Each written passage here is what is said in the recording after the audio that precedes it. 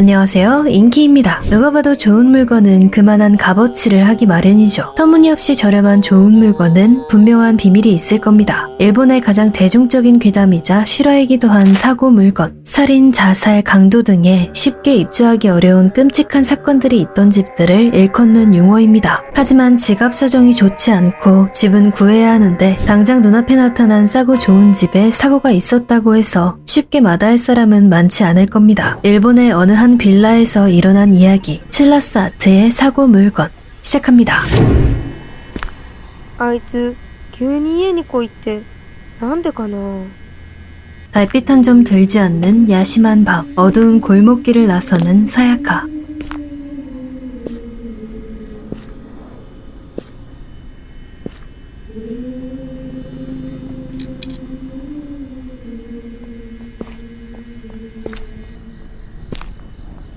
この道で合ってるのかな。 길에 떨어진 동전도 주우며 별 생각 없이 걷던 그녀는 길 한가운데에 죽어있는 고양이를 발견합니다. 느닷없이 처음 초대받은 친구의 집이었기에 골목 이곳저곳을 돌아보던 그녀는 작은 신사를 발견하곤 고양이를 위해 작게 기도를 올리고 갑니다. 기도를 마친 후 맞은편의 골목길을 걷던 중 풍겨오는 악취의 쓰레기 더미 위 생선을 보게 된 사야카.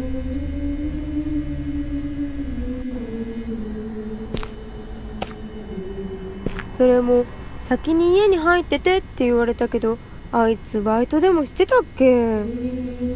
2층으로 올라 친구의 집을 찾아낸 그녀는 노크를 해보지만 안에서 대답은 들려오지 않았고 すみません。 친구를 불러보기까지 했지만 집에는 아무도 없는 것이 분명하였습니다. 어떻게 할지 고민하던 사야카. どこに鍵あるって言ってたっけ。あー忘れちゃった。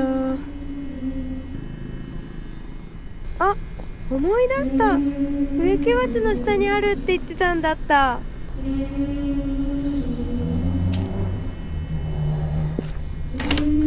문을 열고 들어가니 내부는 상상 이상으로 깔끔한 모습이었습니다. 広っ。すごくいいところじゃん。 천천히 방을 둘러보던 사야카는 부엌을 보다가 벽면 정 가운데에 뚫려 있는 구멍 하나를 발견하게 됩니다.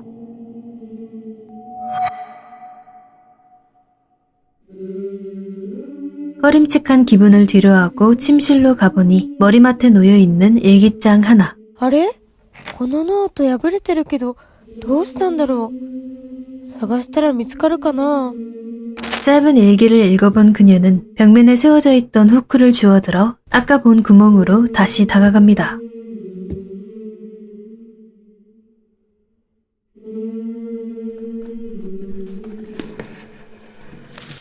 구멍에 끼워져 있던 종이 뭉치를 손에 쥐고 호기심에 구멍 안을 살펴보는 사야카. 하지만 당연하게도 옆집의 평범한 방 안이 보일 뿐이었습니다.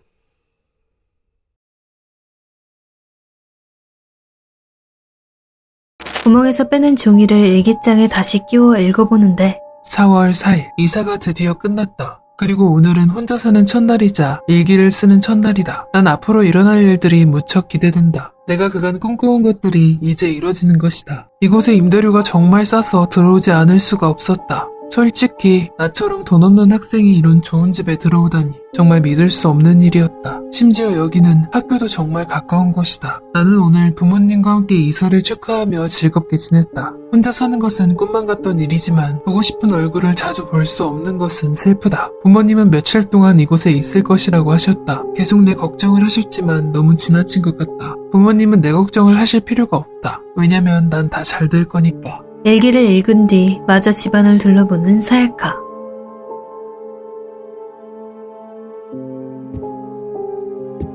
세탁실을 열어보니 그곳 또한 고급스러운 인테리어를 한 모습이었습니다. 한쪽에 목욕탕 안쪽에는 욕조의 정체를 알 수 없는 검은 물이 가득 들어차 있는 모습이었습니다.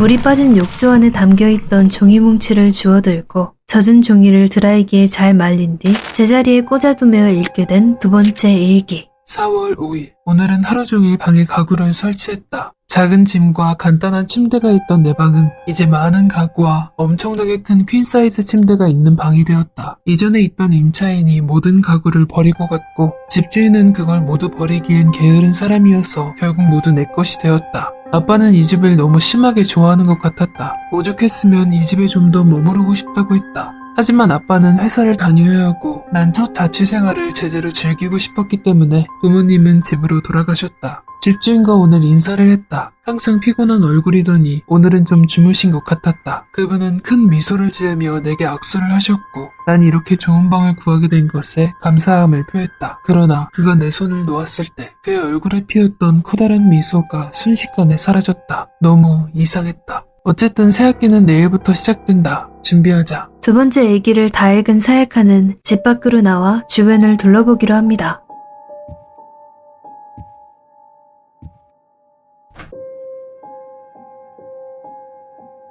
멀리 보이는 건물의 화려한 빛들과 여느 빌라와 다를 바가 없어 보이는 무난한 분위기였죠. 복도 끝쪽을 바라보니 희미하게 보이는 까마귀 한 마리. 가까이 다가가 보니 까마귀는 종이 뭉치를 물고 있었습니다. 오는 길에 쓰레기 더미에서 발견한 물고기를 떠올린 그녀는 서둘러 밖으로 나가 물고기를 줍던 그때 앞에 있는 골목에서 느껴지는 묘한 기운.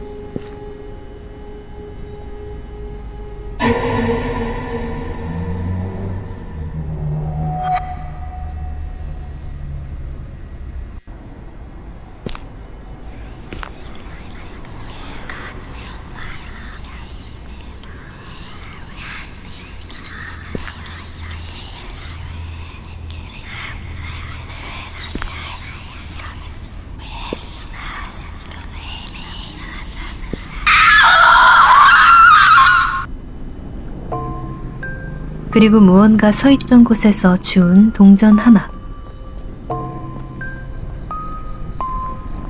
이 괴이한 현상에 소름이 돋은 사야카는 서둘러 생선과 함께 까마귀로 돌아가던 중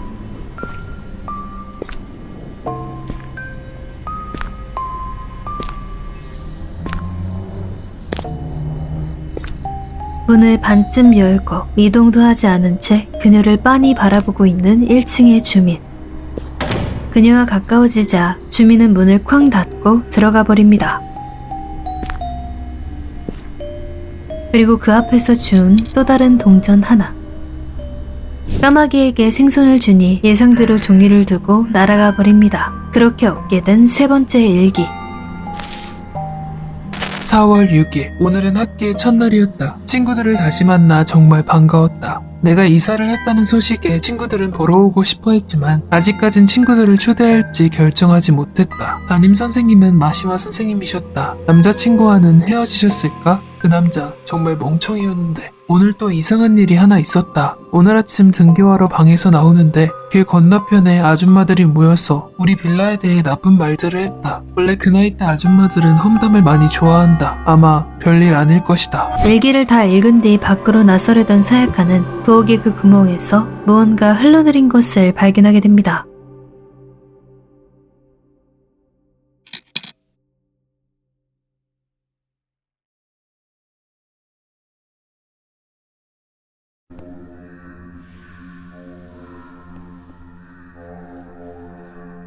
그리고 분명 평범했던 방 안은 소름 끼치도록 새빨간 무언가로 뒤덮여 있었고 닫혀있던 방문이 열려있는 모습이었죠. 점점 싸한 기운이 느껴지긴 했지만 사야카는 곧 친구가 오기도 할 테니 별일 아닐 것이란 생각에 우선 집 주변을 좀 더 둘러보기로 합니다.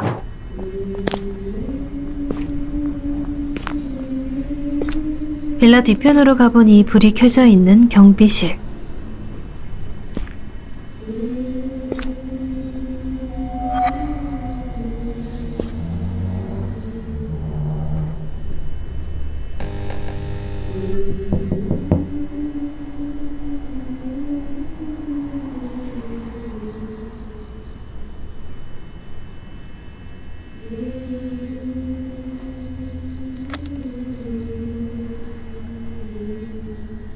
대답이 없는 경비원의 모습에 결국 문을 열고 들어가 보지만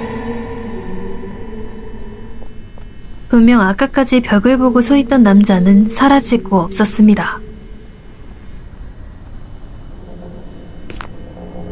이 빌라는 철거할 수 없다. 계약을 파기하려고 했으나 전화선이 먹통이 되어버렸다. 거기다 갑자기 어머니가 아프다. 제발 이 빌라와 관련이 없는 문제이길 바란다. 지방에서 찾은 사제는 오지 않을 것 같다. 다른 사람들에게 이 문제를 해결할 만한 신부를 찾아보았지만 그 신부는 사고를 당해 죽고 말았다. 부적도 쓸모가 없다. 부적 상자를 사서 빌라벽에 붙여봤지만 다음날 모두 불타버렸다. 부적을 다시 붙일 때마다 저주라는 단어가 계속 내 머릿속에 떠오른다. 불이 붙질 않는다. 빌라를 없애기 위해 화재를 일으켜 다 태워버리려고도 했지만 그 어떤 시도에도 불이 붙질 않았다. 입주자가 계속 들어와야 한다. 이 빌라에 거주할 사람은 매월 선발된다. 입주한 사람은 일주일 동안 빌라에서 살게 되고 그 후 그 사람은 이 세상에서 완전히 사라지며 아무도 그 사람에 관한 것을 기억하지 못하게 된다. 난 이 악몽을 계속 겪고 있고 이상한 목소리가 끝없이 인간을 가져오라고 말한다. 나는 더는 이 빌라에 사람을 들일 수 없다. 그렇지만 그 목소리가 내 가족을 다치게 할 수도 없다. 누구라도 좋으니 제발 도와주세요. 경비실의 메모를 모두 읽은 사야카는 이 모든 사실을 믿기 어려워하며 옆에 놓여있던 종이를 챙겨 네 번째 일기를 읽으러 갑니다. 4월 7일. 나는 오늘 이웃들에게 인사했다. 내가 생각해도 매너 있는 행동이었다. 근데 이 빌라에선 아무도 매너 있게 행동하지 않았다. 그들은 그저 차갑게 내 어깨를 치고 지나갈 뿐이었다. 내가 오른쪽의 이웃에게 좋은 아침이라며 인사했을 때 옆집의 아저씨는 그 큰 눈으로 나를 쳐다보며 천천히 문을 닫았다. 지금도 그의 큰 고양이 같은 눈이 내 머리를 떠나지 않는다. 내가 너무 무례한 생각을 하는 것인가? 다른 시간에 다시 인사를 해볼 생각이다. 어쨌든 오늘 나는 수업 시간에 엄청 예쁜 여자애를 봤다. 그녀의 이름은 미라이고 나는 그녀를 좀 더 알고 싶었다. 그리고 친구한테 들었는데 미라도 나와 친해지고 싶어 한다고 했단다. 얼마나 다행인지 내일이 기대된다. 거기까지 읽곤 분명 친구에게 무슨 일이 생겼을 것이라 짐작한 사야카는 남은 3개의 일기를 모두 확인하기로 마음을 먹게 됩니다. 잠긴 화장실에 들어가 보기 위해 경비실에 있던 작은 의자를 챙기는 사야카.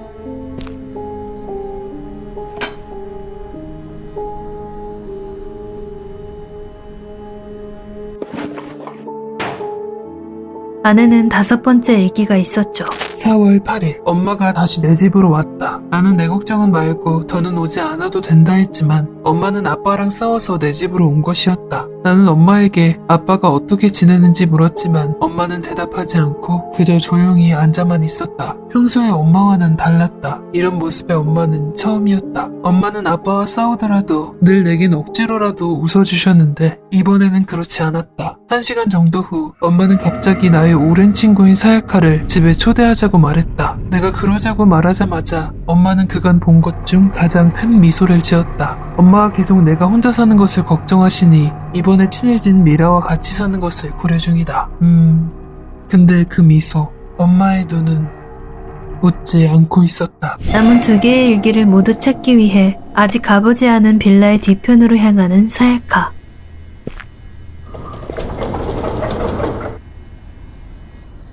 갑자기 문이 열리고 안쪽에서 사야카를 빤히 쳐다보고 있는 한 사람. 그녀가 멈칫거리다 안쪽으로 들어가던 그 순간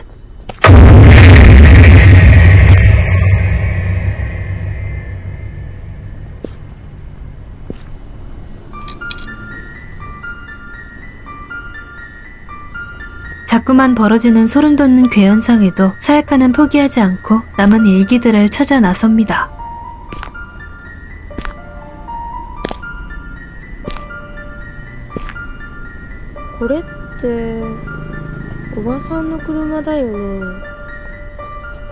차 뒤쪽에서 키를 주운 그녀는 잠긴 문을 열었고 조수석에는 6번째 일기가 있었습니다. 종이를 들고 집으로 가던 때에 그녀가 그간 주웠던 동전을 꺼내 가판대 앞에 서자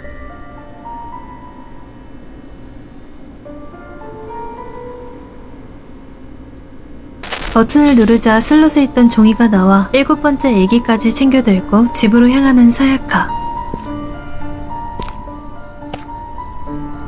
그렇게 일기를 읽기 위해 집 안으로 들어서자 현관 앞에 서 있는 전신 거울.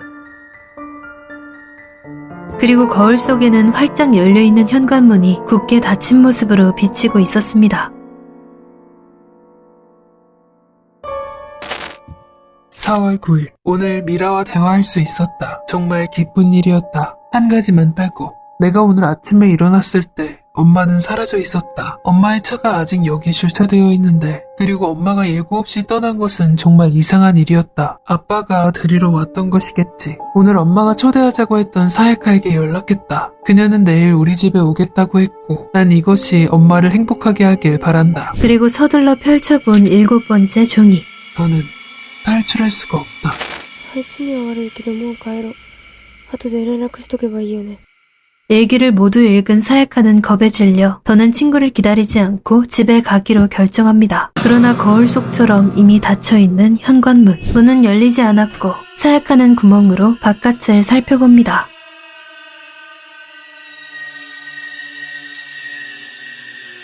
문 밖에 서 있는 친구와 양옆에 미라 그리고 마시마 선생님.